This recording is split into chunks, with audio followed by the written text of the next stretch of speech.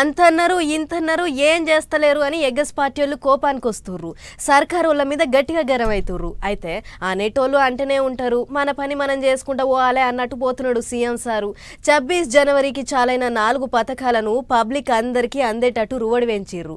ఇక ఇందిరమ్మ ఇళ్ళు కట్టించే కార్యానికి రేవంత్ సారే ముగ్గు పోసి పనులు చాలు చేసిండు. భీమన్నగా వారయోదే ఏధోన్వింద్రస్తమామీషానంబస్మస్వరాజ్యో.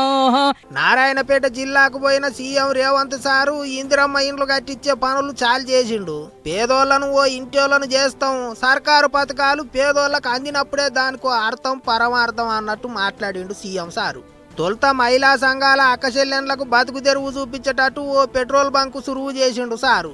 ఒక్క నారాయణపేటలనే కాదు, రాష్ట్రంలో ఉన్న అన్ని జిల్లాల్లో మహిళా సంఘాలకు పెట్రోల్ బంకులు పెట్టియాలి అని అక్కడికక్కడనే సీఎస్ మేడంకు ఆర్డర్ లేచిండు ముఖ్యమంత్రి.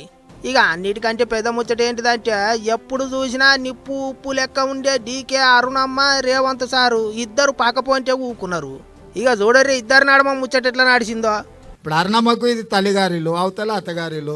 తల్లిగారింటికి ఏం తెచ్చినా అత్తగారింటికి ఏం తెచ్చినా మనం ఏం వద్దనేది లేదు. ఇంకా ఎక్కువ నిధులు తీసుకురావాలి అరుణమ్మ గారు. మనం అవసరమైనప్పుడు మనందరం కలిసి ఒక తాటి మీద నిలబడాలి, మన ప్రాంతాన్ని అభివృద్ధి చేసుకోవాలి. ఎన్నికలు వచ్చినప్పుడు ఎవరు రాజకీయాలు వాళ్ళు చేసుకుంటారు. ఇవాళ 1 కోటి మంది మహిళల్ని కోటీశ్వరులను చేయడమే లక్ష్యంగా, అందులో భాగంగా ఈరోజు ఈ పెట్రోల్ బంకు మనం ఏర్పాటు చేసుకున్నాం. ఎలక్షన్ల టైంలోనే రాజకీయం, ఉత్తప్పుడు అంత కలిసిమెలిసి ఉండాలి, కలిసిమెలిసి నడవాలి అన్నట్టు మాట్లాడిండు సీఎం సారు.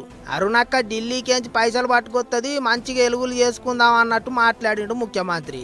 అటెనక పబ్లిక్ మీటింగ్ లో కూడా జోరుగా నడిచినాయి సారు ముచ్చట్లు. ఏ ఊర్లో అయితే ఇందిరమ్మ ఇండ్లు ఉంటాయో రేపు సర్పంచ్ ఎన్నికలలో మేము ఓట్లు అడుగుతాం. ఏ ఊర్లో మా ఇందిరమ్మ ఇండ్లు లేవో మేము ఎన్నికల్లో పోటీ చేయం. నువ్వు నీ డబుల్ బెడ్రూమ్ ఇండ్లు ఉన్న ఊర్లలోనే నువ్వు పోటీ చేయాలి. నీకు దమ్ముందా? గా ఊర్లోనే బీఆర్ఎస్ వాడు పోటీ చేయాలి. దానికి సిద్ధమైతే మా సవాల్ని స్వీకరించి మాట్లాడు. నువ్వేం చేసినావు, మేమేం చేసినావు ప్రజలకు అర్థమవుతుంది.